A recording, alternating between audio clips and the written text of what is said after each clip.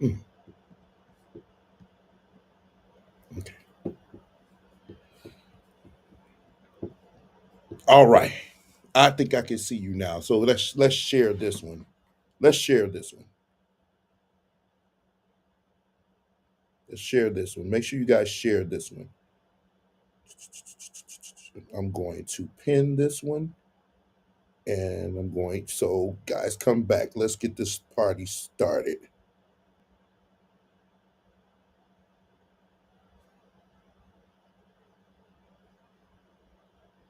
All right.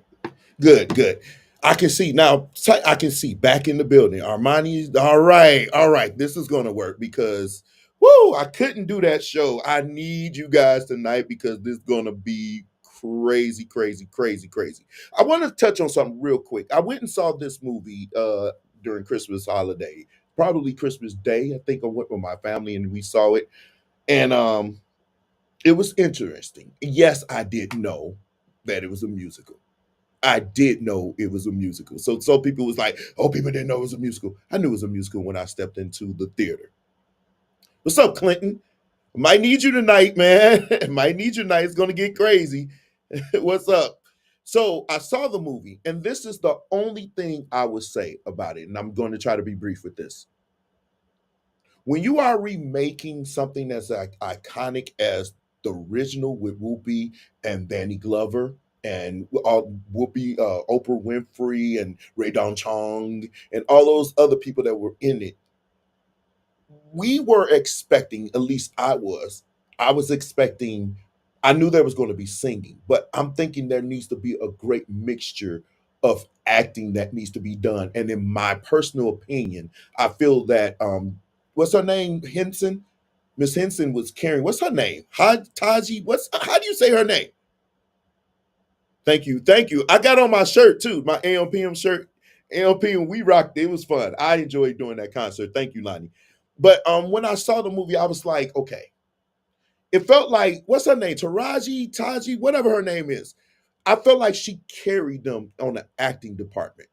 That's what I felt. I felt she was, thank you, Taraji. I think she was carrying it. Like every scene she was in, it seemed like it was like, whoa, like you could see the clear maturity as far as acting in that. And I don't think it hurt it as bad. Some people may have not noticed it. You know, I did. I actually took drama. I was a drama major at a performing arts school for a year. So I kind of can pick up stuff. And I'm very, I'm analytical anyway. My brain is always going. So when I'm seeing it, I'm like, it's like she's carrying them. I'm like she's carrying this moment.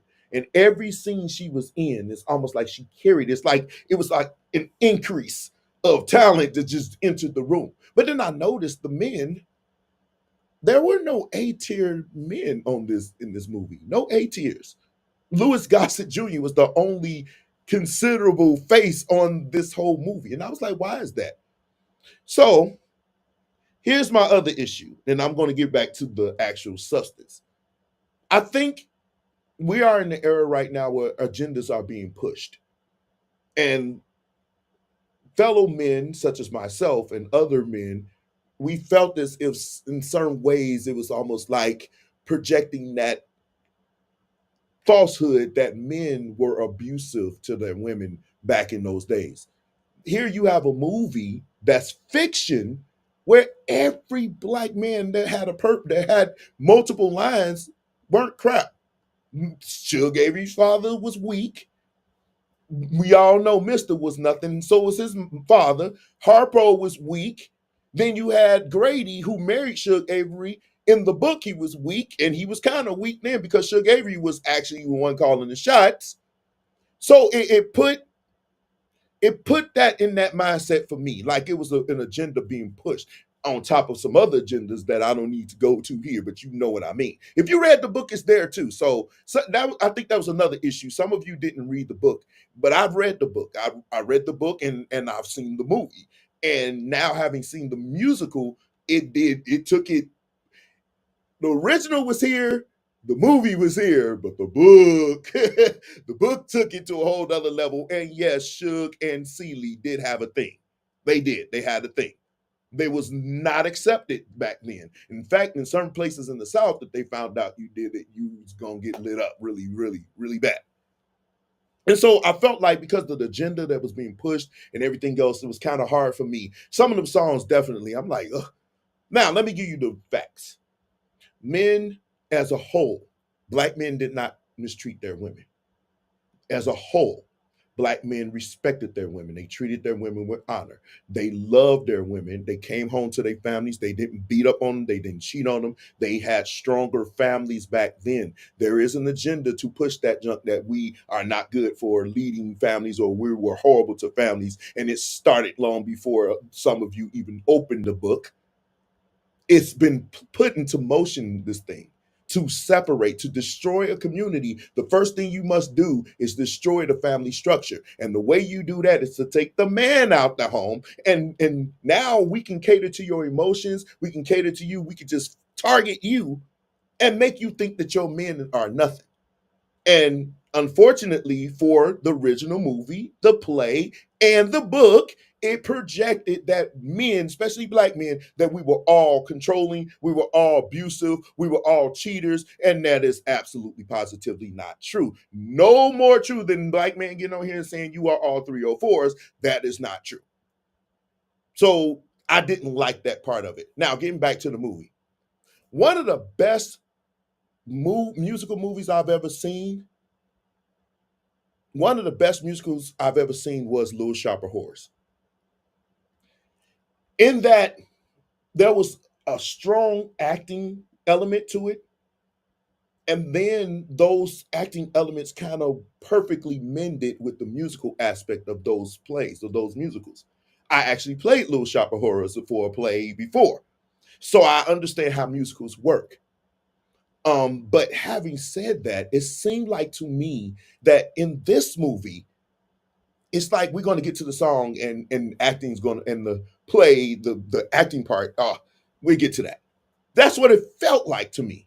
Watching it from somebody who's done plays, somebody who's played plays, somebody who's been in plays, it looked like we was just going to do this music and everything else is second.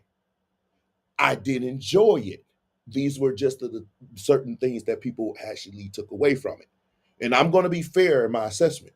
I enjoyed the movie. That last song that Celie sang actually got a tear or two from me.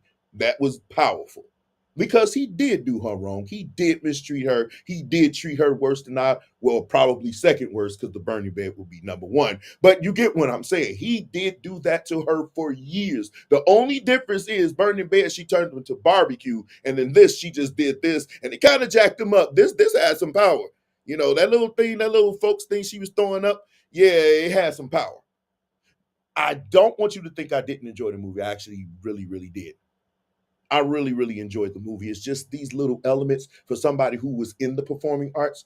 I'm going to see. I'm not going to not notice these things. I'm sorry, I'm not. And I know some of you like, oh, you over analyzing. Well, that's me. I'm going to do that. I'm going to analyze and I'm going to enjoy. I came to have a good time and I did. But these things, some things are so events and ubiquitous that you see them. They right here in your face. You can't miss them.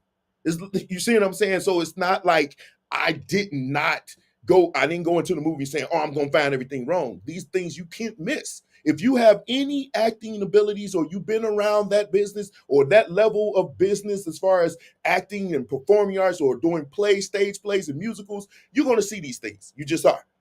It's just the way it is. You said the Broadway musical would help Millie to understand this version. I guess. What's good, Rashawn? What's up, man? Now, since we talked about The Color Purple, one of my favorite kind of movie is horror movies. I like horror movies. Judge me later. You cried watching the Broadway version. I'm sure. I'm sure. But I cried when she did that last song. I'm not gonna even hold you. I mean, I didn't cry. I didn't go, but I didn't do that. But I did. Yeah, it was a tear. It was a tear there. I'm not gonna even hold you. It did something for me. OG, glad to catch the show.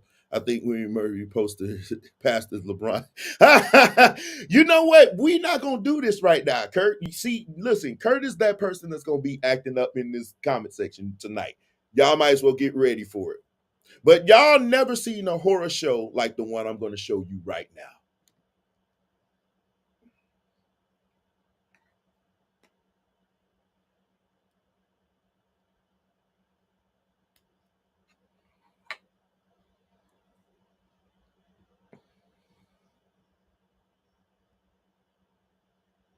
As you can see, we're going to be talking about this kind of stuff tonight.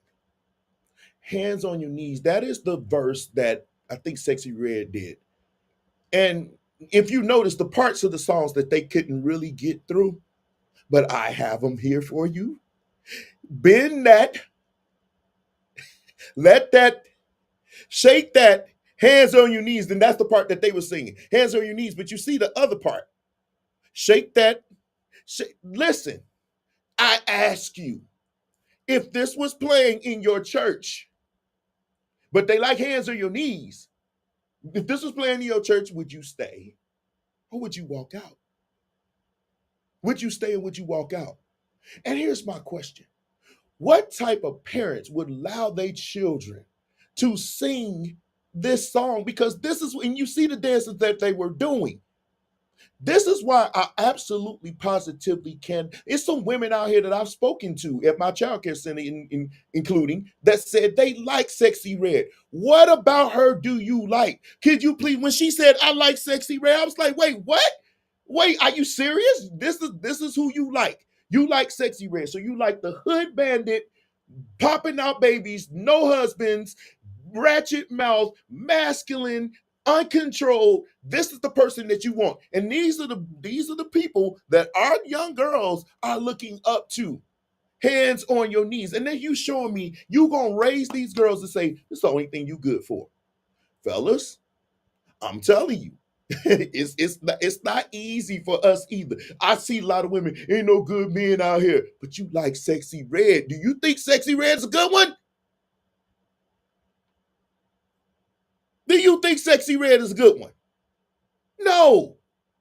And so by the time these girls get old enough to even date, Sexy Red has already messed up their mind. They thinking this is what it's supposed to be. Get money, pop out babies that ain't got no daddies. This is what they're gonna think. No, look no further than this video. But we come to some of our churches and we see this junk played. May not be in the sanctuary. We gonna get to that one. But I've been to some of y'all parties, y'all little get-togethers at church, and I've heard some of the stuff the DJ has played. And I'm thinking to myself, here? Here? And let's just get to it.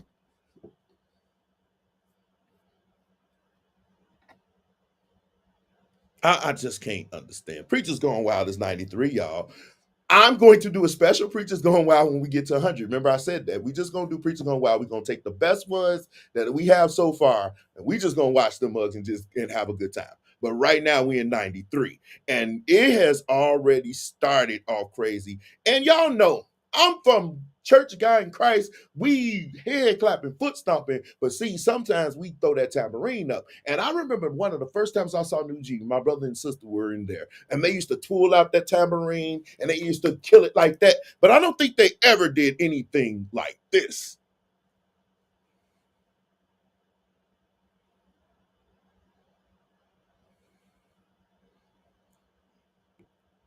Listen, that man he broke that tambourine, y'all. He beat it. Now, I'm not a tambourine person. I mean, I can do some, I'm okay, but are you supposed to hit the tambourine that hard? I mean, yeah, that's that. I'm sorry. Hold on. I'm gonna get to it.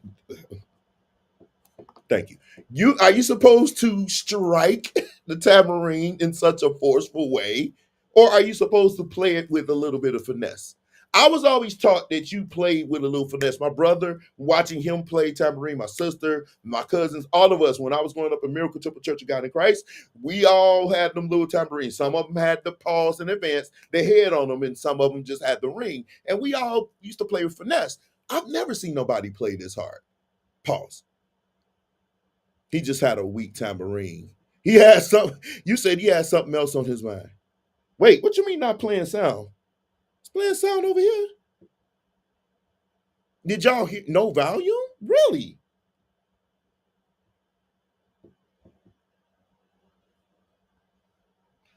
Oh God. What is going? Oh, it's working now. Hold on, let me play it again. Make sure you guys can hear it.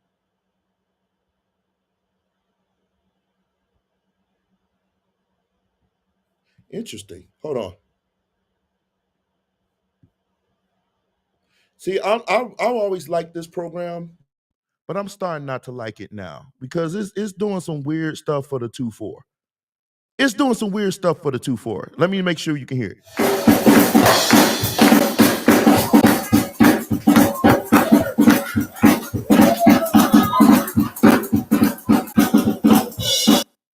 So this program that I'm using right now, it's weird because it's acting like I need to reset everything, and I don't have time to do that. Now you got it now. Well, that video that showed with the girls dancing that was sexy red hand on your knees. I played the clips. I showed you the lyrics. That's what they were dancing to. And I'm kind of glad that you didn't hear what was being said because you probably would have been mad listening to those lyrics while those kids were dancing. But you hear it now. It's this program that I'm using. They did something new to it, and you know what? I do IT. That's what my degree in. And one thing we can say is before you put it out to the public, you need to test it. You just don't throw it out there to the public and say, "Hey, we do an update," and then you don't work out the kinks. You see, for me, you're supposed to be able to download it and choose to install. But when they upload it, like I'm using a cloud application, now it's just like oh, here it is, just deal with it. So now it looked like I had to reset all my settings, which is why I couldn't get you guys. Anyway, let's move on. Now, let's get to it.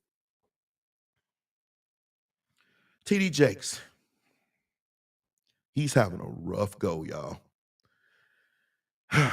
He's having a rough go, y'all. And whereas it's been a battle with you guys, with my followers, with a lot of you, I've seen some of your posts, and tonight we're gonna really, really dig in. Pause. But yeah, we're gonna dig in because I don't want us to get so you should never be so enamored with somebody or their gift that you willing to ignore the obvious. You know what I'm saying? I grew up, I had to learn that the hard way, to be honest with you, because there was a couple of preachers that I really, really admired. And I sacrificed a lot for it. Not to say I wouldn't do it again. I actually do. I sacrifice my time. I'm there, and I deal with a lot of stuff that any normal person would be like. Any normal person that dealt with what I was dealing with would be like, "This is not me, y'all. I'm fighting for my life. Y'all killing me with this." They would be like that. But now I understand that these people are human. They do some things, and so I don't put them on a pedestal that's only made for one. It's only one that's supposed to be on that pedestal, and that's Jesus. That's Christ. When you put these people on a pedestal, you run a risk of them falling off. And now you're going to have to defend someone who probably wouldn't administer that same energy defending you. But anyway, keeping that in mind, TD Jakes has found himself on Preachers Gone Wild in more ways than one. I would have been swallowed up. Have you ever been swallowed up? Have you gone through a time of swallowing where everything was overwhelming and you...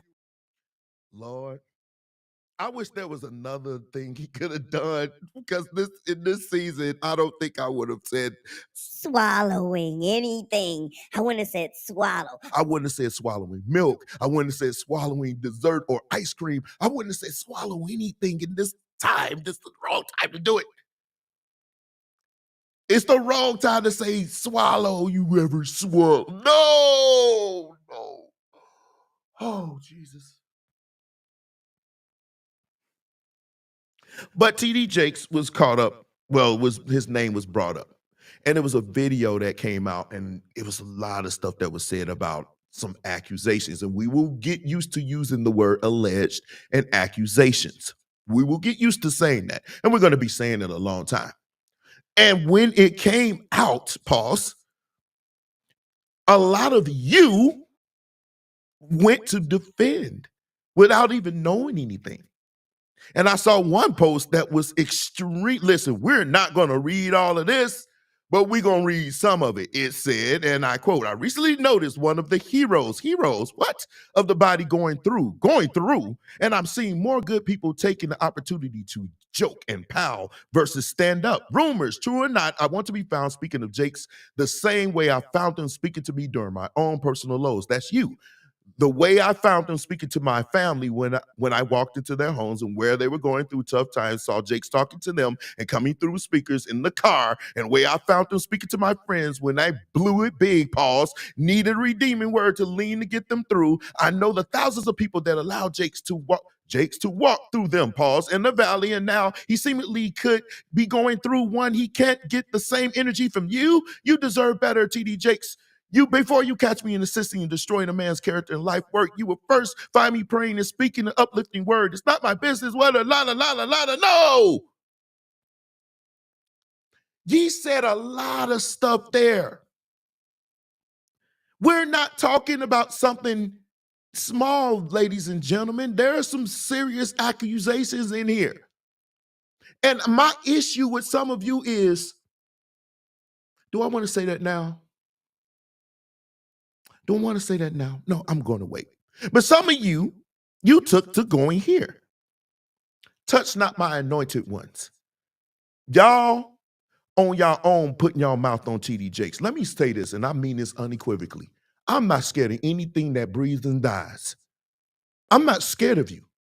I don't care what you got in front, before, preceding your name, behind your name, in between your names, above or beyond or below in bottoms, pause, but not really in this case. I'm not scared of you. Just because you put a prophetess, a prophet, bishop, apostle, supernatural leader, you could put that in front of your name and still be the most corrupt person. The person that follows those titles could be the most corrupted person in the history of churchdom.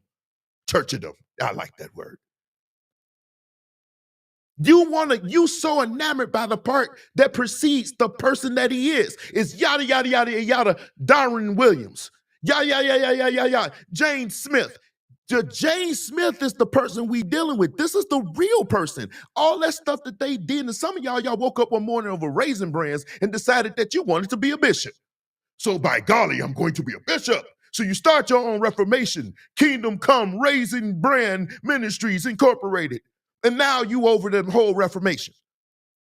I can't honor that. I don't respect that, but I will respect Darren Williams. This is what I've come to understand.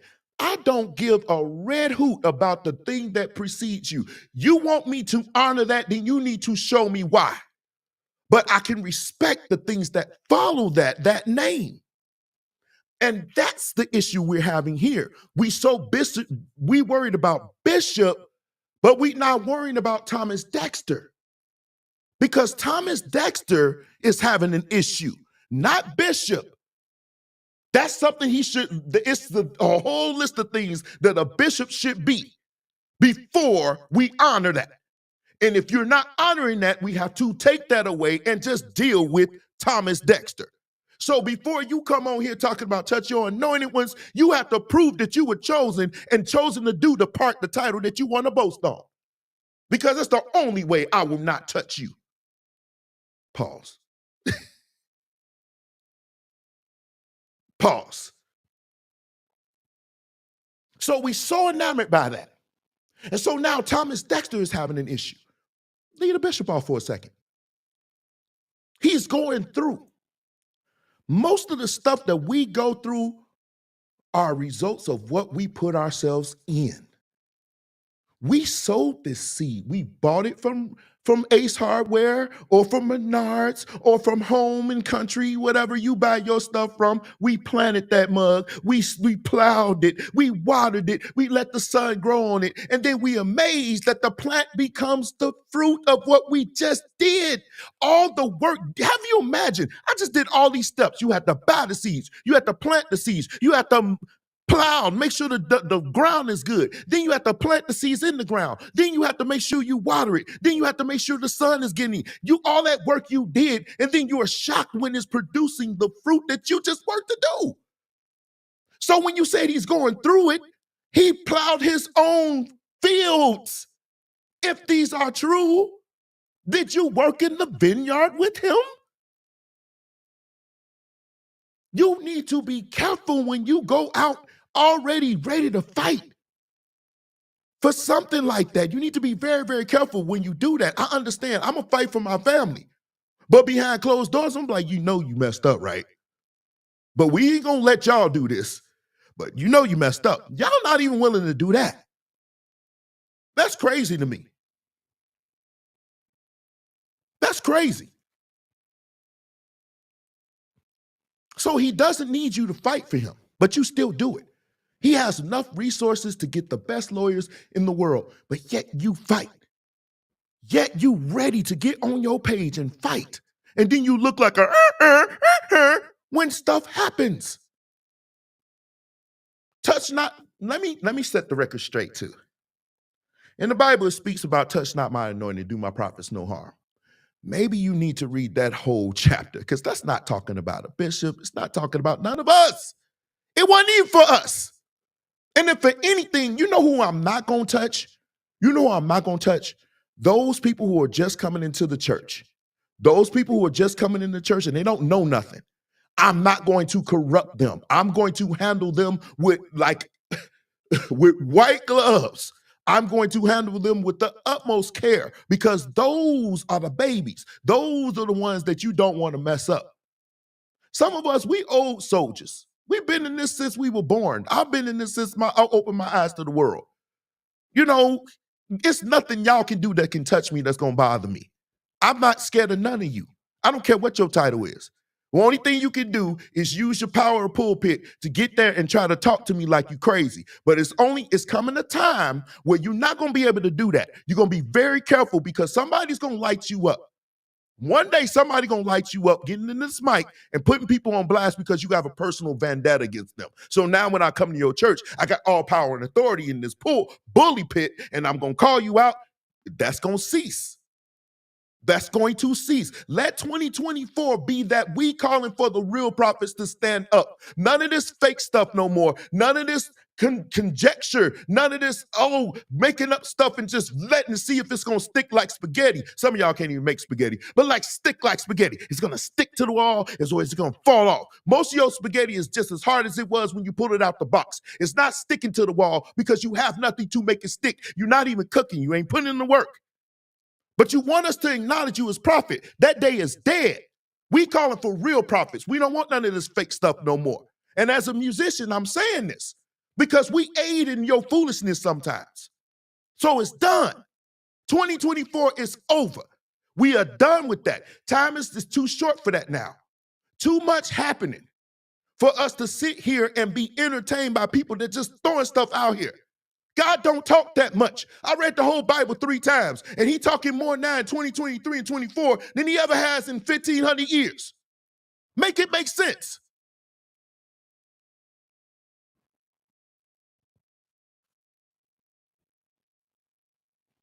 Make it make sense, people.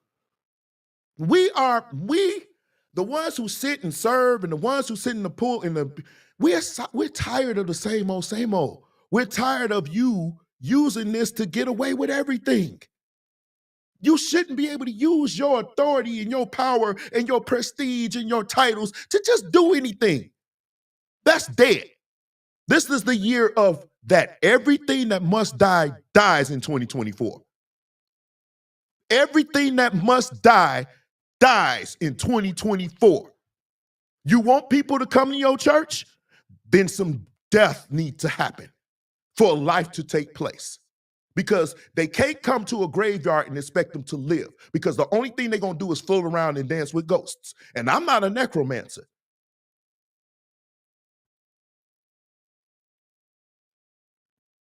But anyway, TD Jakes don't need you to fight his battle. People have been talking about that. I wouldn't be surprised if I look up and this got a copyright strike. This man has been going out. His people has been going out and giving copyright strikes. They've been giving copyright strikes to people who've been doing commentary on this situation. You can't make this up, people.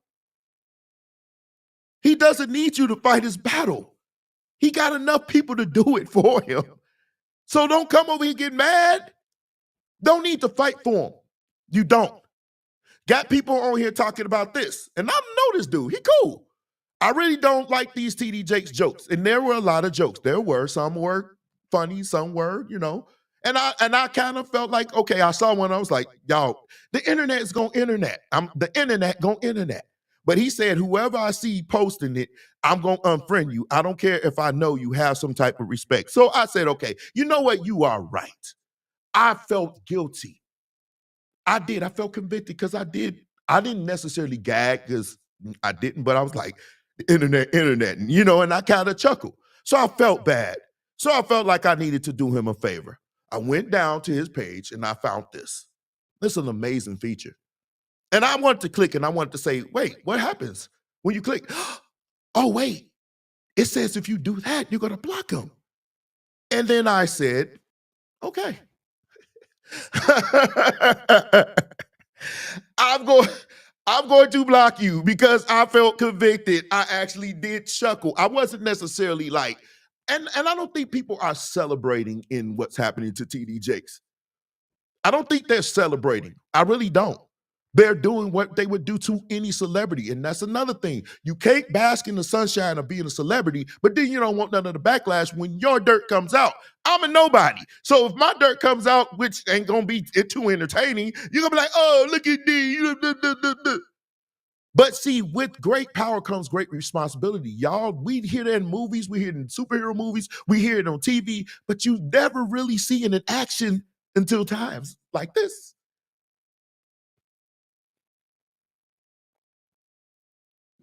Times like this, then,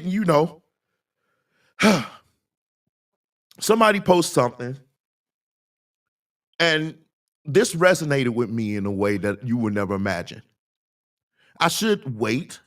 You know what? Let me push this down because let me push this down. Pause. Wait a minute, it's one I'm looking for. Here we go. I need to move you up. Pause. Man, I got so many pause moments and it shouldn't happen. So, TD Jakes actually responded. He responded. He actually responded on Christmas. He chose Christmas Day service to respond. I guess that's the only thing because everybody's going to be watching. Everybody tuned in. I'm sure there were news people wanting to figure out what was going to happen with this Diddy thing. That wasn't the only thing, but what was going to happen with this Diddy thing? What's he going to talk about it? And then he said this. Out of concern, some of you come in to hear what I'm going to say. All of you who expect me to address a lie, you can log off.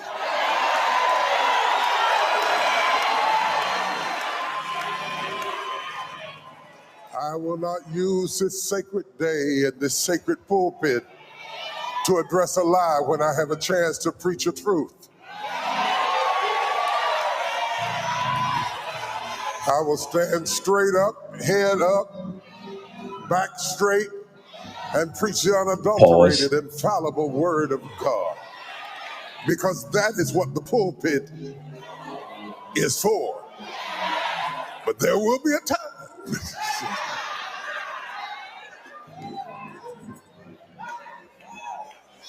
So you can stop dragging people and arguing with people and fighting and just log off. All you do is just hit the button. Right there. Log off. There is no show here. I wish he hadn't said anything. I wish he hadn't said anything. I wish he just would have just got up there and said, in the book of. I just wish he wouldn't have said anything because it's hard to defend that. We're going to get into some more of that, but why would you put yourself in this position in the first place? Now, let me be honest. back in the 90s, when did Biggie, Biggie, can't you see? Sometimes your words is hypnotized. We knew when he was breathing, we knew that them parties back in Diddy's time in 90s were wild. Everybody knew it. Everybody knew how wild those parties were. It was almost common knowledge like the sun. Everybody knows the sun is hot.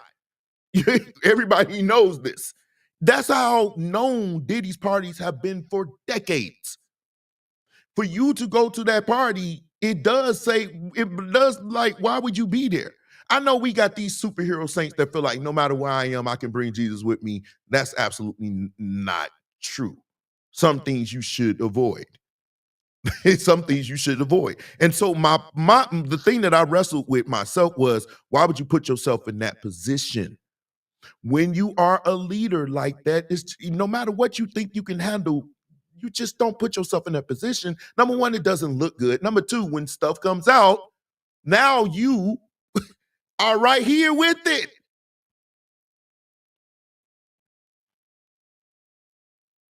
You are here with it. So now you positioned yourself to be attached to whatever is going on over there. And so now they're bringing out stuff that you've been participating in, and people are talking. People are talking, and I find it amazingly funny and hilarious that the same people who believe everything that they heard about me back in the day, they were so easy to believe. And here's another thing, you hypocrites. You quick to believe everything that these gospel artists that you think that they doing. Everything. I've heard them all. You quick to believe that. But when it comes to this, oh no, that's not true. Make it make sense for me, people. When you look at these gospel artists and you just immediately say, oh, that's got to be true. And you will run with it. Don't lie. I've seen you do it. You run with it. But now with this, you want to say, that is, make it make sense for me. You're a hypocrite. You can't have one without the other. Where there's smoke, it won't be water.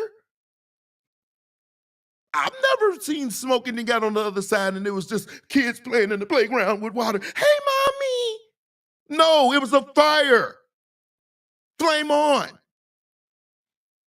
So now we got fire on the other side. And now you people doing this. All of this is alleged. We know this. But it ain't looking good. And it's got people defending him, which is funny to me. Even people like, because it's just amazing to me. And even during that time, when Bishop Pearson went through his thing, no, there wasn't many people defending him. But now, you going to bat for him. And why?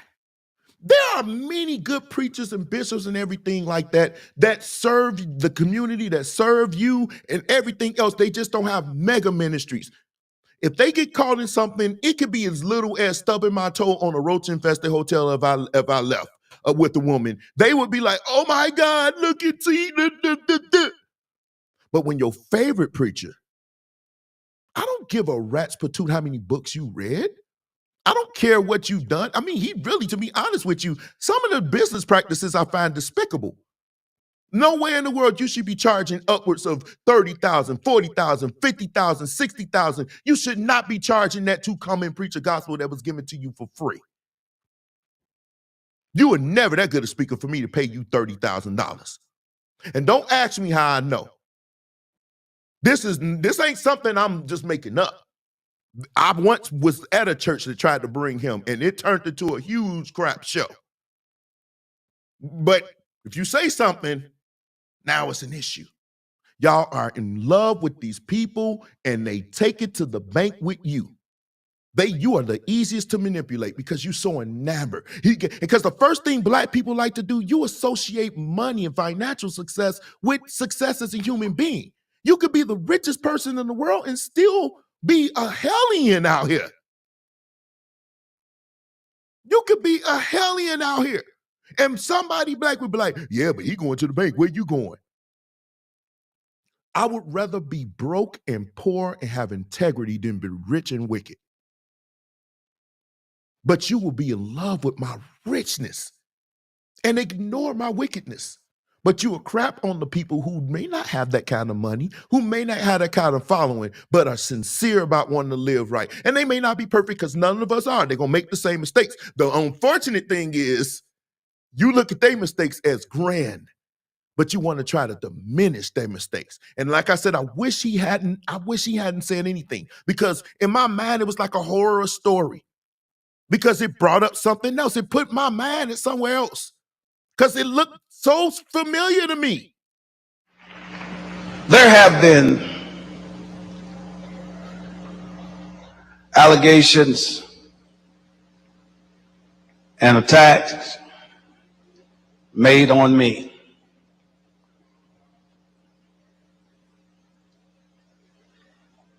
I have never in my life portrayed myself as a perfect man. But I am not the man that's being portrayed on the television. That's not me. That is not me.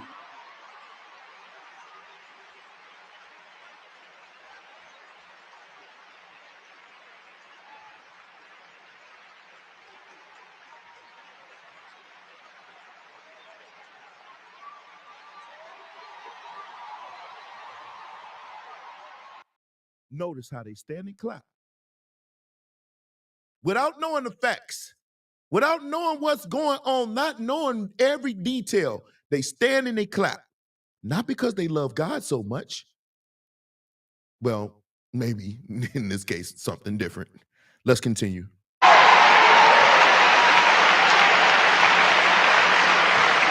By the counsel of my lawyers, they have not advised me not to try this case in the media.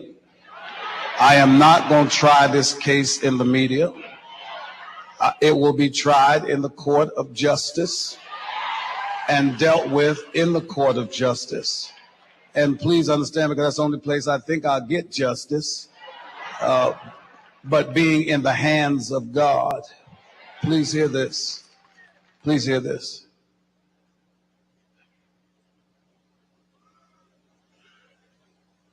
I've been accused. I'm under attack. I want you to know, as I said earlier, I am not a perfect man, but this thing I'm going to fight.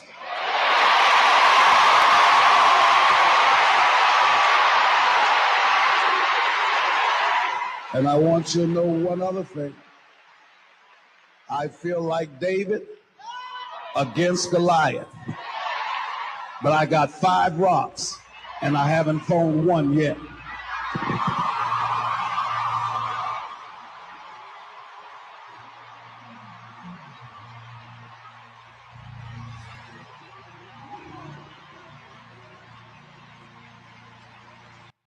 How did that end, by the way?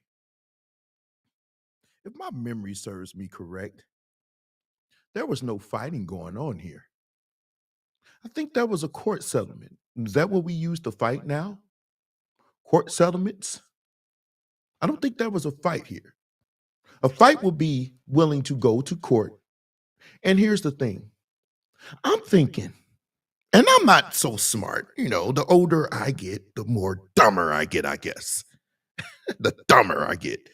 But I'm going to use the little bit of intelligence that I have left to say this.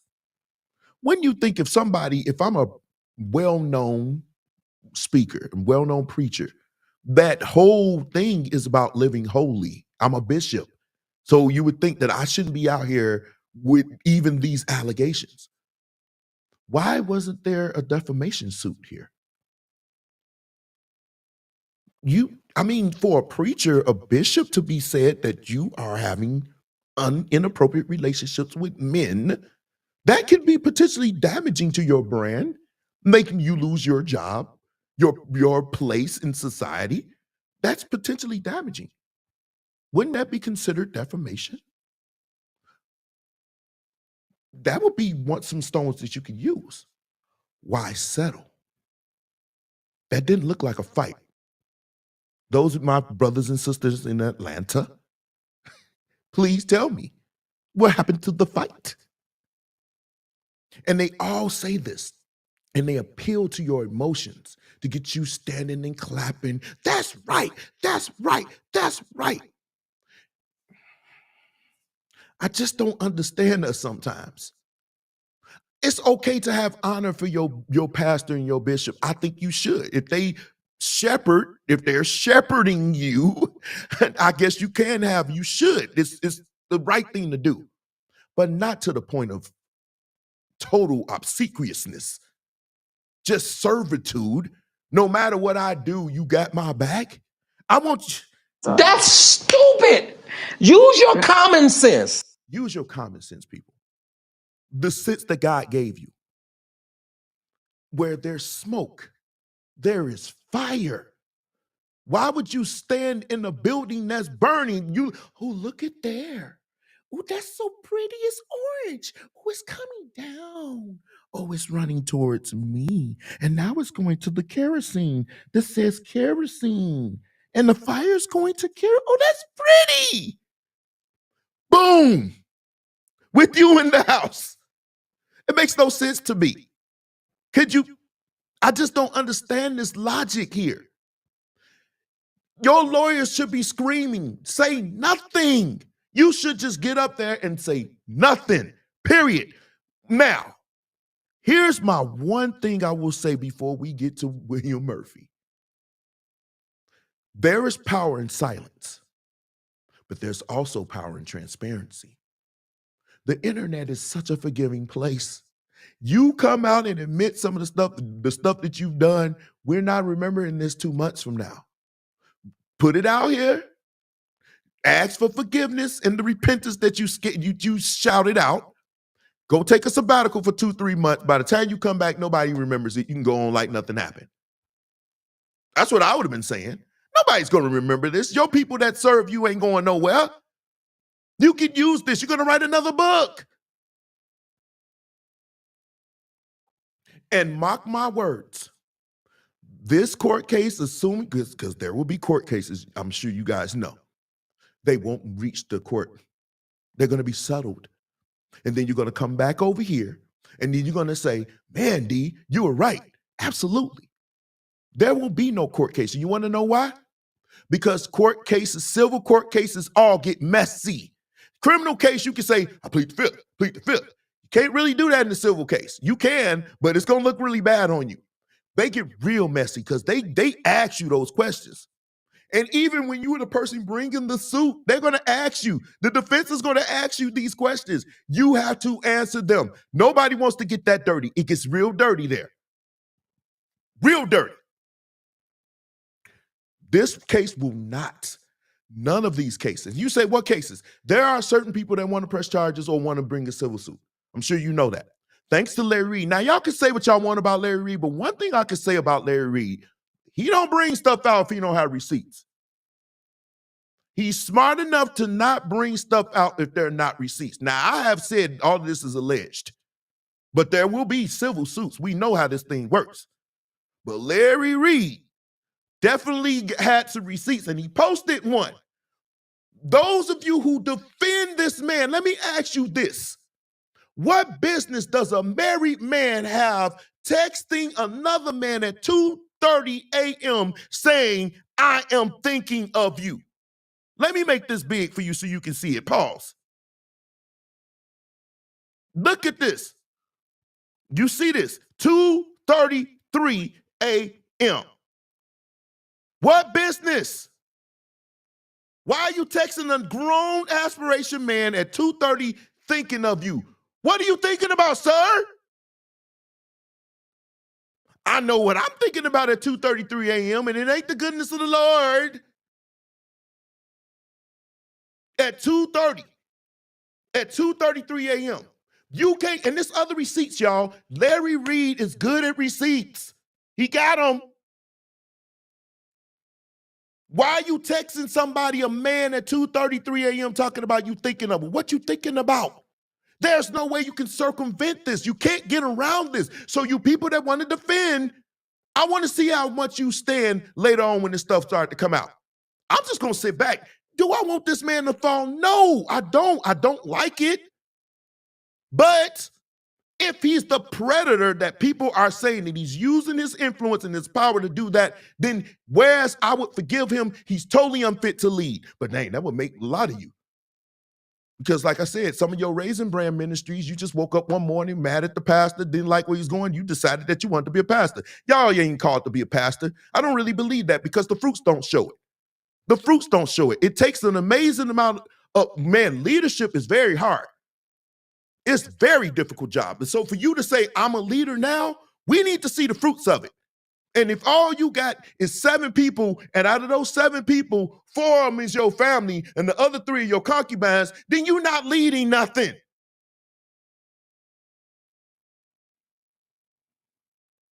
Do I think there's evidence of Diddy's party? Yeah, of course. The reason why I say that is because if the feds are involved, they don't get in unless they got something. If the feds are coming for you, they got something. They don't touch stuff. They don't touch rumors. They don't touch hearsay. When the feds are coming for you and they getting evidence, they mean they getting you. They own it. I would be worried to the point that I'm Dookie and Tiffany cufflinks right now because everybody's attached to Diddy. They coming down. And if you smart, you better start talking now. Me personally, if it's dirt out there on me that could damage me, I'm coming out. I'm putting it out there now. It's power and transparency. It's power and transparency. None of us going to remember this. If he'd have put this out when it happened, by the time William Murphy's situation happened, nobody would have cared. Nobody would have cared. I mean, some of y'all would have been like, well, we knew it. Yeah, okay, whatever. But nobody would have, come on, man, nobody would have cared.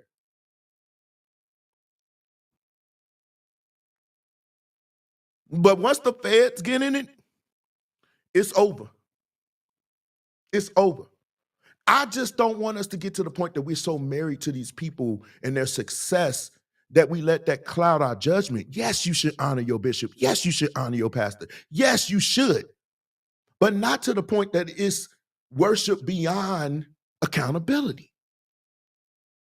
It should never be to the point that you just numb to everything that's going on. If your pastor is parading around with a bunch of men that don't, that are looking like whatever, then you should be able to say something, but you can't.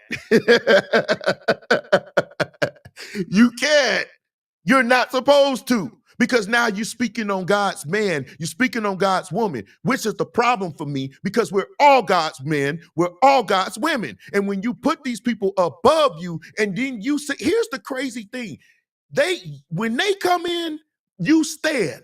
When you come in, they sitting, they stay seated. When they come in, they get the seat in the front. When you come in, you get in where you fit in. When they come pull in the parking lot 50 minutes late, they get a special park. You pull in 50 minutes early, you park wherever you can get in. It's this level, but when they get in trouble, they want above and beyond the rebuke that you would get. Well, how is it that you want this level of esteem, but you don't want an equal amount of accountability? Which begs me the question, accountable to who? Who are you accountable to? When I get in trouble, I get called in the office. They can sit me down and say, yada, yada, yada, this, rebuke me. Who's rebuking TD Jakes? Who can physically call him in the office and say, sit down, and put him in his place? Who's that person? This is why when they say the covering thing for me, it's a little bit, I'm always a little like, okay, covering. How's it that I need a covering and you don't? And if your covering is God, you'd already messed up with me, because last I checked, he covers us all. There's no equal level of accountability. See, if it was you or I, we were in ministry, we would have to answer to somebody. If these allegations come out, we would have to answer to somebody. But the allegations come out to them, and they can just go on by their way. And they know they got idiots to defend them. You can't make this up. And then you wonder why. You say the world is laughing at you. They laughing because they are quick to get rid of these people. These people resign. It was an issue with Harvard and in some situation where some anti-Semitic stuff that was said. They get rid of their people. They drop you like a hat. But for us, we just restore them and let them continue to do. And then when they continue, next baby mama, oh my God, okay, what you preaching about next week, Pastor?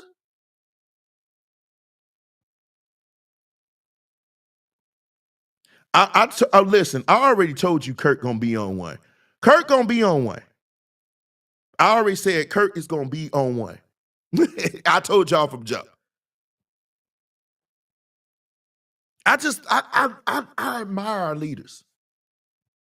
I admire them for what they do, for the good that they do. I admire them for what they have been able to do. Now, I always thought that T.D. Jakes was a panda bear, but nevertheless, he did some good. He does good. But you cannot refuse to hold them accountable when they do something really, really bad. One of these allegations is an allegation, but it's really, really horrible. If that is true, that's criminal. That's criminal. One man has already come out and said he groomed him. He was manipulative. He was really, really trying to get in his drawers. That's damaging. And the fact that nobody said nothing about a countersuit is amazing to me. It's amazing. It is. But it wasn't the only thing that happened. We're going to come back to this T.D. Jakes thing. I suspect in about 2 months. About 2 months. And let me say this. And this ain't on the show, but I'm going to go here real quick because we're going to William now. There are some prophets and prophetess. For the record, y'all know me. I don't call them prophetess. You're a prophet. I don't discriminate. I don't call it a gender thing. You're a prophet. They didn't, you know what I'm saying? I'm not going to do that. There are prophets, both men and women, who are out here who are trying to ring the bell. They're ringing it. They like, listen, these things are happening. And you know, a lot of us, we throw them to the side because we feel like, oh, they gloom and doom and everything else. But they exist for a reason. A lot of them are calling warning for stuff that happened, for stuff that's going to happen, for stuff that is happening. What? We want to wait for cars and businesses? You're gonna get that car, you're gonna get a business. Next person prophesied a business to me, I might throw my base at them. Stop prophesying that to me. That's not a desire of mine. I don't care nothing about a business like that. I mean, it'd be nice, but it's not my driving force. And if God has spoken to you, he knows my driving force. Come tell me that. I'm not scared of you. I'm just sick and tired of y'all I don't want a business. That's not my mode. I don't care about that kind of stuff. I really don't. Those people who know me personally, we play, my friends, they laugh at me for some of the stuff that I do. They like, man, you really don't care. I don't. Money doesn't move me like that. It never did. I don't care nothing about that. All y'all people want to wear these Jordans and everything, looking at my shoes. What are those? I don't care about that because I got more in my bank account than you do. But I don't care about all of that. So stop prophesying business to me. I'm not interested in that. And no, God ain't told you to tell me get no business. He's already told me what I need to do. So you are going against what he's already told me to give me something I don't want. I don't want a business. I have no desire to do business. I know business. I have a business mind, but that's not what I want to do. That's not my driving force. It's nice. If I should be blessed, somebody say, hey, here's a business, let's go. I'm going to do it. I'm trying to make some more money, but it's not a driving force. I don't wake up in the morning and say, oh, I need to get on my grind. No, I don't. It's not me. Stop prophesying businesses to everybody and cars and houses. I just bought a house and you prophesying I'm going to get a new one? I just got it. What I'm going to do with this one? I like this house.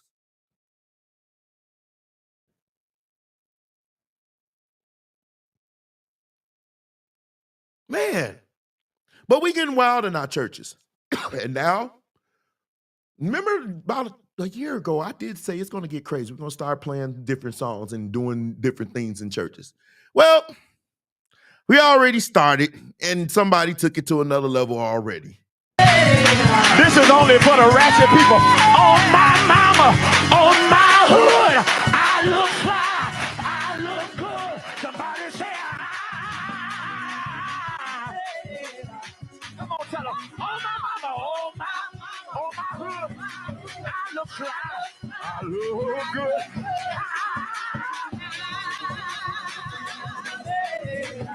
Okay, first things first. I don't know the musicians that play here, but if that happened at Powerhouse, we get lit up. We got to be quick with that.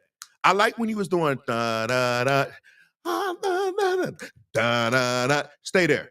You could have wrote that to the end because that. But anyway, I'm not your MD. Play on, fellas. But yeah, when he said that, and I know some people say, "Oh, that's dope. That's dope. That's dope," and it is to a certain degree. Up until you see the lyrics. Oh, on my mom, on my hood, I look fly, I look good. You can't touch my bag, wish you could. I look fly, I look too good. I put that on my mama, on my hood. Woo! Innocent enough.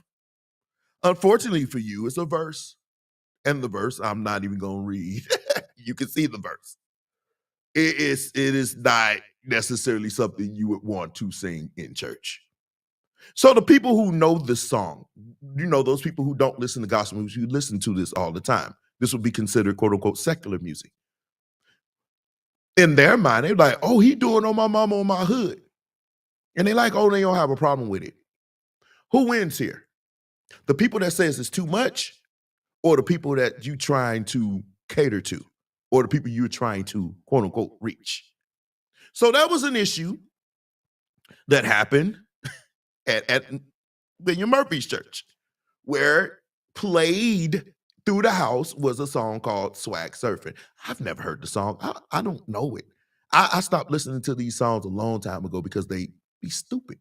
They all self-grandizing. You know, they pretty much lifting you what I got, what I'm gonna do, and everything else. And I don't care.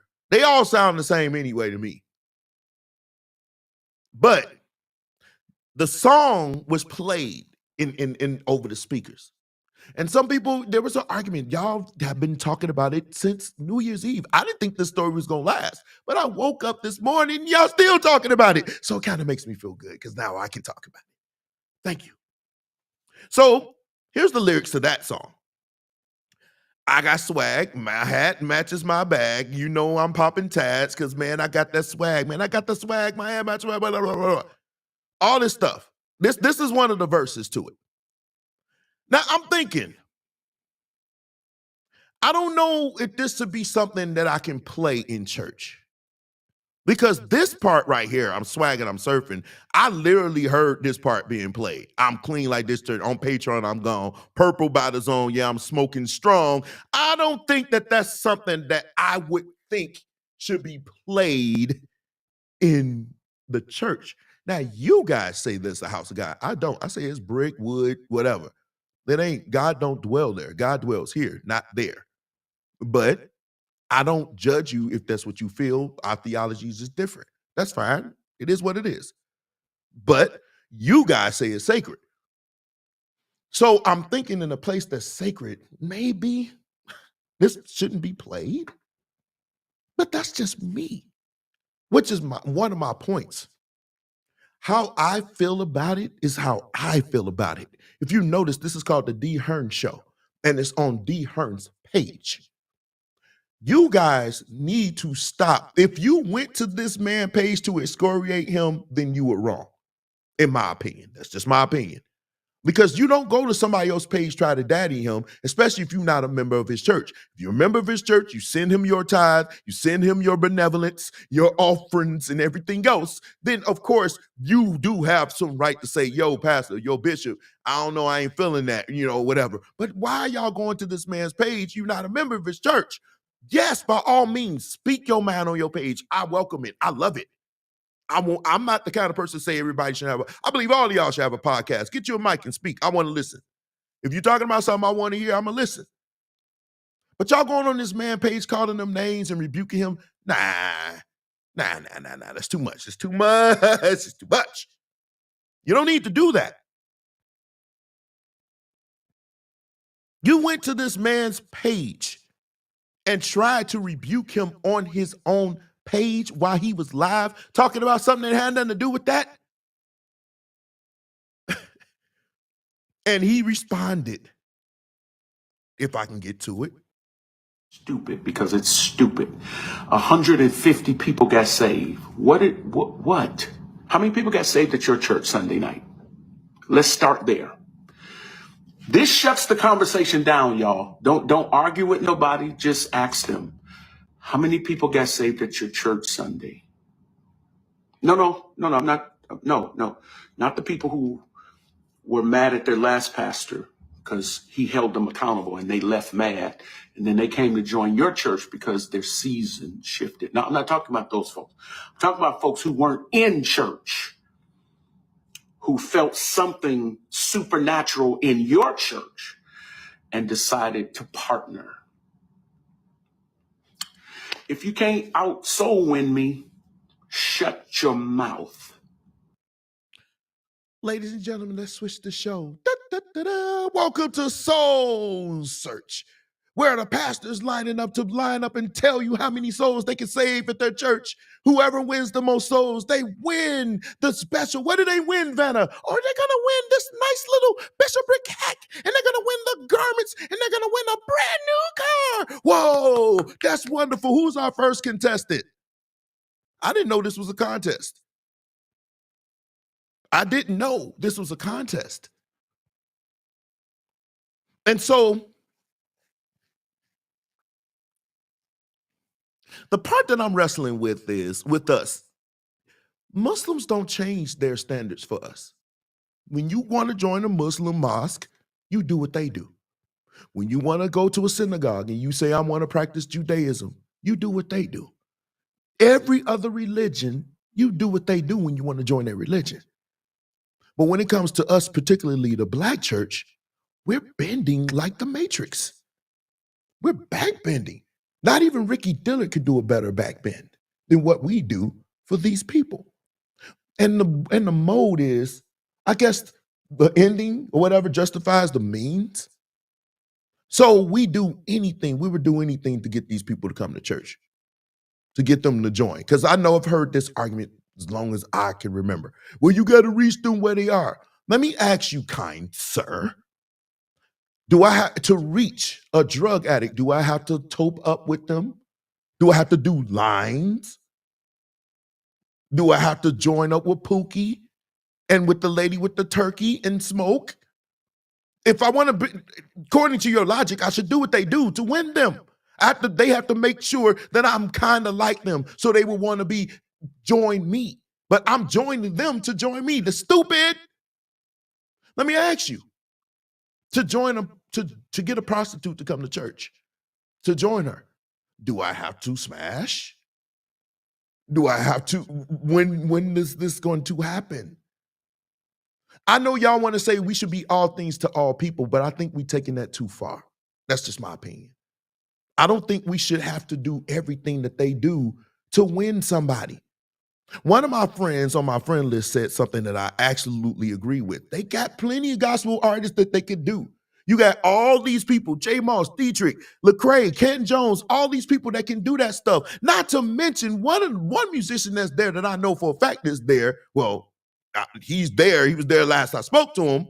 He's very good at creating. He's very good at programming. You mean to tell me the musicians couldn't come up with something that could get y'all lit and you can come up with a good punchline that they can wave and do all that stuff too? You mean to tell me you couldn't do that? This is what we had to do. Now, I'm hearing that he said he didn't know that this was going to happen. I don't know. That's for them to work out, but it still doesn't change the fact that it was played. Because if that's true, I would have turned around. No, bro. Not that one. Play something else. I wouldn't have never let that play. And that's just me, but I'm not a pastor. You're not a pastor. Thank God I'm not. Because y'all would hate me. I would be that little house on the prairie. I would be that little house on the prairie. But all these musicians that can play well, all these producers that can produce well, you mean to tell me this is what we did? This is what we have. This is the best that we could do. So here's my thing. We serve a God that's greater than all of this. But in order to reach them, we have to do what they do. Does that make sense to you? It doesn't make sense to me. No, I don't believe in dumbing down nothing. My God is great where I don't need to do all of that. And I'm not saying you should have a jury count. I like lit church. I like when we have good service and it's not just so holy God Almighty. I understand that, but I'm worried about these lyrics here. And we've been pushing this button way too. That button mashed now. It's broken. It's like a Grand Theft Auto button now. Because now we just pushing the button to see how much we can get away with it. I don't understand this new church that we trying to do now. Where now we can play this music, we can play Meg Thee Stallion in church and Cardi B. Next, Sexy Red gonna find her way up in there, and I'm gonna walk up out that church. The day that happens, I'm gonna walk out, and I'm gonna make you known that I'm walking out. I refuse to do that because I have such a disdain for Sexy Red, y'all wouldn't believe. It's unbelievable, and y'all defend anything. And here's the thing: you're not defending the pastor up the street that's doing it. You laugh. If that pastor makes it to PGW, you laughing. But because it's this one, now it's an issue. Y'all leave him alone. Y'all been going at it. But even Brian Carr has something to say about it because, he needed to. Jesus never mentions judgment because that ain't what he came to do. He sent not his son into the world to condemn the world, but that the world through him might be saved. When he closed the book, you gotta close the book. And every prophet who's prophesying judgment against the body of Christ, against a man of God, you've been sent from hell because God is a good God. Now, this was a response to, remember I told you Tiffany Montgomery? You can go to her page. She been crying aloud and sparing not. And she did talk about judgment with what was going on. But let me continue. I'm finna get in trouble. We should not be glorying in what bishops and pastors and leaders are going through. We stand with the man of God and we fight for them. Sitting up there talking about God judging. God judging. He getting these preachers in order. If God get them in order, he got to get you in order. But I don't know if you know it, God is a good God. And I don't care what they did. When they woke up, brand new mercy. Hey, you don't. Shut up. You can't make this up. Let me be clear. Never will I stand for a predator. Never will I stand for somebody that did something that's totally wrong. I won't defend and fight for them. We should be fighting for the truth. We should be standing on the truth. And if they are representing the truth and this can be verified, then of course you stand. But you look like a fool standing for something that you don't even know what it is. Just like you look like a fool judging something that you don't know. I said numerous times, allegedly, and some of this stuff gonna come out or whatever. We don't know the facts. So it's best for us to not say nothing on that. But you look just as foolish defending somebody to your dying breath and you don't know the facts.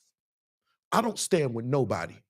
I stand for the truth. And if you represent truth, then I stand with you. If you don't represent truth, then I don't stand for you. If you represent manipulation, I don't stand for you. If you represent abuse, I don't stand with you. If you represent manipulation, I don't stand with you. If you represent so much things that goes contrary to what you preach on Sunday, I don't stand with you.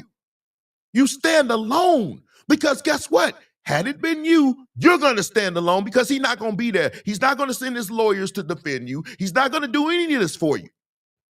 And we, like I said before, we don't glorify our preachers and our leaders falling. We glorify when the truth being told. And it seems like our leaders, not all of them, not even most, but some of them, they don't want you to know the truth. Because without the truth, they can't manipulate you.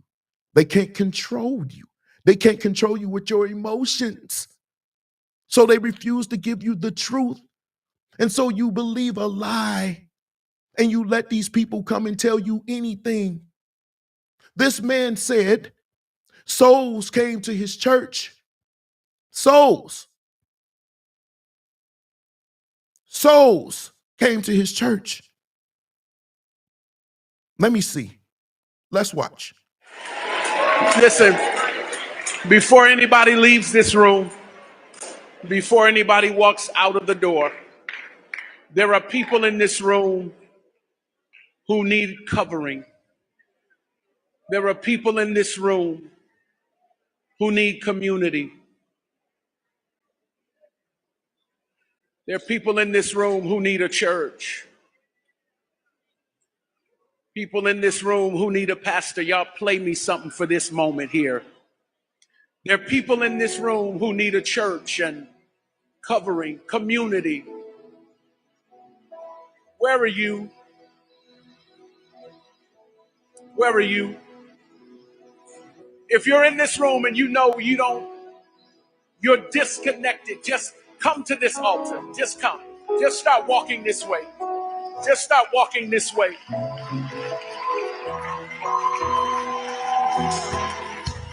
Welcome home. Welcome home.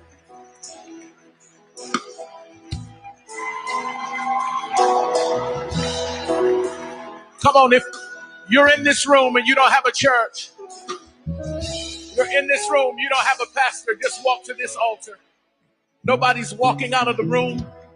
These are life and death decisions that people are making.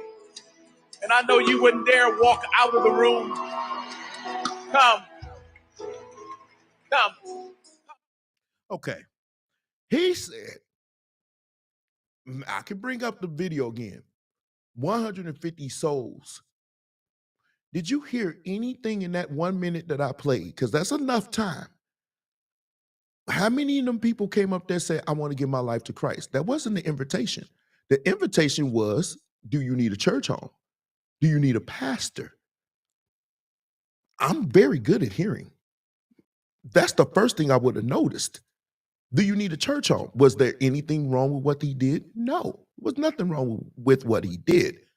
But you said 150 souls came to Christ. I didn't hear you invite them to Christ. I heard you invite them to a church. I was at a musical, and contrary to popular belief, people do get saved at musicals. That's a lie. Stop telling that lie. That's another lie I hate when people say. You get some preachers up there, you don't get saved at no musical. I've been to a few musicals where people came to Christ.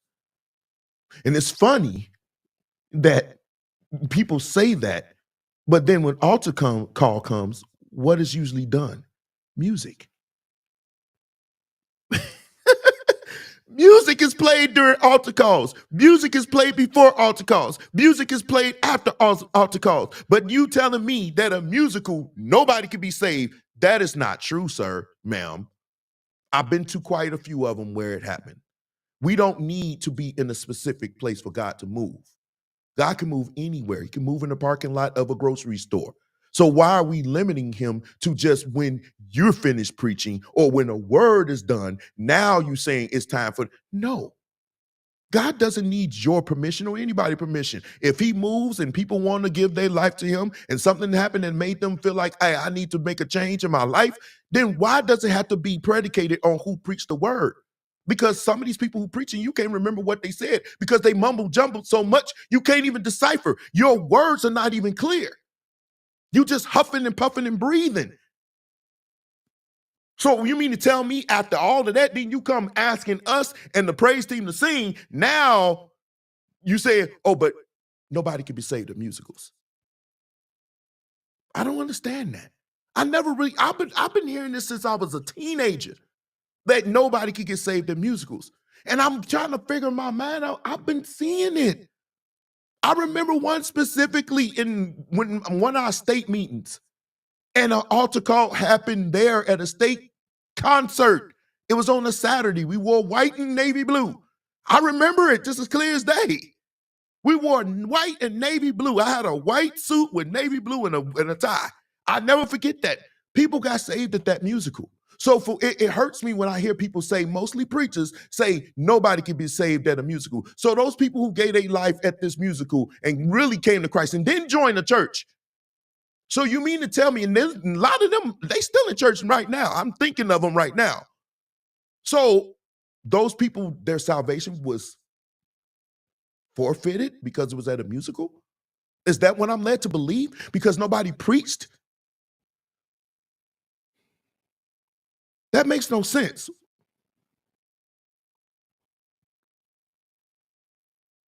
So we need to, it's a lot. 2024, I already said it's a year. A lot of stuff gonna die. Prayerfully not people. I'm sick of that. But a lot of stuff has got to die this year for us to actually elevate to a whole nother level. And the mind thinking that God is limited to just your voice, a preached word, that's got to stop. Because you are limiting, because you're making people think that unless somebody preaches, nobody can be saved. And it's not true. It's absolutely not true. I can demonstrate a love of God to a person to the degree that they can be like, I want to be like you. Your imperfections and everything that you do that's jacked up, I understand, but you demonstrated a love to me that I need to be a part of. That I need to preach to them to do that? Oh, and God said, you need to come down. You need to come down to this altar. Now play music. Makes no sense to me. Makes no sense. But he did say 150 people came. And if you didn't do that, shut up. I can't tell you how many people joined the church because I wasn't there. I was with Ricky on that night. We were in Detroit. But it don't matter. I thought we celebrate when one come down. I'm confused. So if one person genuinely came to my service and wanted to give their life to Christ, and I had one, and you had 150, because you had 150, that made my one worthless? No, you didn't say that, but you are alluding to that because you said if 150 people didn't come to your church, then shut your. If you can't outwin me, what does that mean? And see, it's this me. I can't stand that. Y'all better watch it. When they say me, and you didn't win them, God did. He did the winning on the cross. Only thing you should do is lead them there. You did nothing. So for somebody to say, I won them is wrong anyway. I'm stepping on toes. I'm not trying to. But this needs to be said. Move out the way. Let God do the work on all of us. On all of us. And I'm never against a prophet rebuking what they see in error. That is their job. See, we so used to, is Betty here? No, she at home. Call her on the phone. Betty, how you doing? Betty, what's your last name? Jenkins. Okay, Betty Jenkins, do you have a sister named Maria? Yes. Yes, she has a purple dress, don't she? Yes. It's on her Facebook page. Yes. Okay, so what's going to happen? That purple dress represents royalty. That means you're going to be rich. See, we so enamored by that. See, we like that. But somebody come in and says, this house is out of order. And it starts from the top. We need to get this house in order for God to move like you want him to move. And not a brick will be laid on anything new. And this church is going to be a desolate land in 2 years unless you get it together. See, that's not a prophet we're going to welcome. That's not a prophet we welcome. But I remember those prophets when I was younger. They used to come up in there and scare people. Those prophets are not around no more. Everybody's bringing joy, happy joy feelings. Every now and then they'll say something. But for the most part, prophets in the Bible, when they saw the prophets coming, they'd be like, oh, God. Oh, Jesus, what happened now? Now, man, you in the Old Testament, they saying Jesus. Oh, Jesus, what happened? What we do now? Because they knew prophets didn't bring good tidings. Why? Because if you are doing what you're supposed to be doing, good tidings come automatically.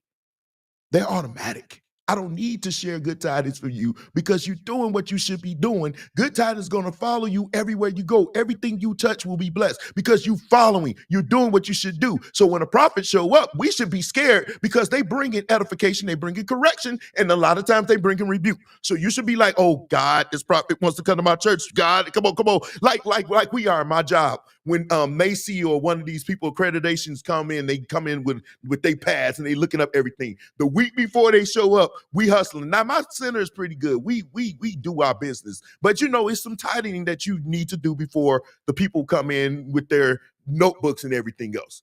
That's what you would think would happen. Oh God, Prophet Derek is coming. Oh God, make sure musicians, y'all need to be praying. No drinking, no nothing. We don't do that because we know these guys gonna bring good tidings. I can literally have a brothel of chicks up in church and they still preach, give me good tidings without mentioning the fact that I'm running through everybody. See, real prophets would have called that out off rip. Off rip.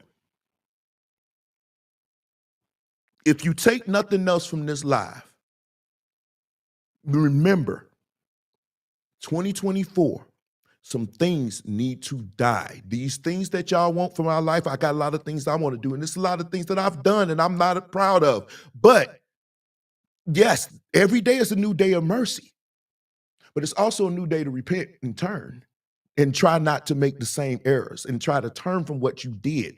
We all gonna jack up. We in flesh. This is gonna be something you gonna battle and lose more times than you win. And every day you wake up and every moment and every second that you live is a time to say, okay, God, I'm messed up, but I'm trying, God. And he knows you are. He knows you're gonna struggle. He knows you're gonna do some dumb stuff. You never outgrow being dumb. You human. It's gonna happen. You see what I'm saying? But we should never get to the point where we just let everything that our leaders do just go. We don't. You say, some people say I don't believe in prophets. I believe in prophets. I just know false ones. But I want to believe in prophets. I'm thinking of a few. I respect all of you. I do respect you to a degree. Some of you are the greatest ones in the world, but y'all do know, just like I do, some of them people that you know ain't real. It ain't real. And I have a heart for people. And if I was to have a church, which thank you, Jesus, you didn't call me to that, to pastor, thank you, God. But if I have a heart for people, and I just don't like to see people being led astray willingly. And I would vow that I would never manipulate you. I wouldn't tell you stuff that's not true. And when I fall, I'm going to be transparent. Look at her, y'all. I'm sorry. Forgive me. Forgive me. I'm joking. I'm being hyperbolic, but seriously, I would be like, look at her. I'm sorry, y'all. I'm sorry. And you know, and the crazy thing, and I'm going to drive off a little bit. Some of these preachers, when they calling something, instead of them coming contrite and just saying, you know, I'm sorry, please forgive me, I've sinned, they treat you like, okay, I did it and I deal with it. This, whatever, let us go. What are we doing? You can't, listen, if you say you my leader, I hold you to a higher standard. And that standard is not manipulating and grooming men, being careful of what. One thing I can say about Bishop Hudson, he want to know what songs being played. He want to know what we're about to do. He'll never be caught off guard like that. He won't be caught off guard. The DJ, he want to know what the DJ got on his playlist. He want to know what you about to play up in here. We can't have that. I admire that about him, that he will do that. And there's a lot of pastors that will do that. The ball was dropped in this one, and I feel like instead of saying, yeah, you know what, my bad, you know, we'll do better, this is what we get. Shut your mouth and everything else. I don't know, y'all. It's already early. We're in January. I just want us to not miss the moment that we've been waiting on, getting ourselves in our own ways. And this is no way an excoriation of him, which brings me to my last point. This is what he did for his church. What we do at our church is what we do at our church. This is what he did at his church. I didn't agree with it. Many of you didn't agree with it. Some of you did agree with it and you okay with it. And that's all fine. But at the end of the day, it's his church. And guess what, y'all? He's the leader over there. And God has to work with him or not on what to do going forward. And I'm just totally against people going to his page to do that, which brings me to my last point. I dealt with that a lot in 2024, 2023. You come in my page trying to daddy me on 2024, it's going to be one. Don't disrespect the platform here.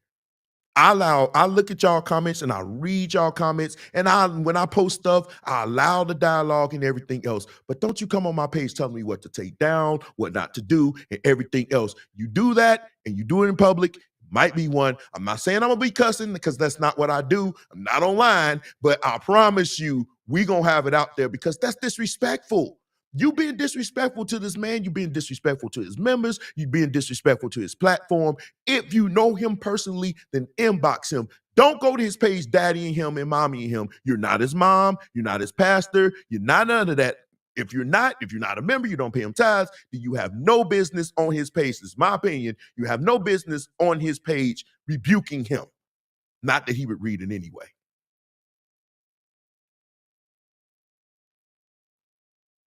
But I don't want this to be a year of,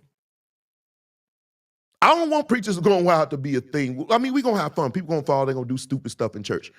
But can we limit the shenanigans, the scandals? Can we limit that? I think that's an honest prayer that we need to have.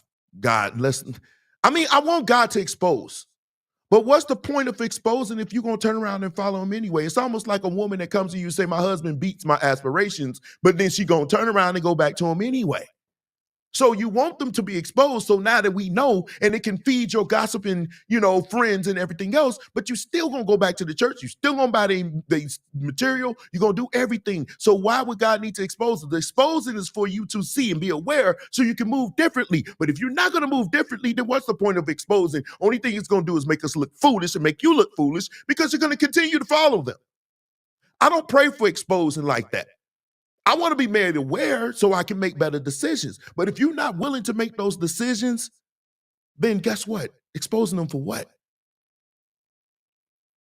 No, I'm tired of exposing. I'm tired of these things coming out about these preachers and our leaders. I'm sick of it. Are you? I'm sick of it.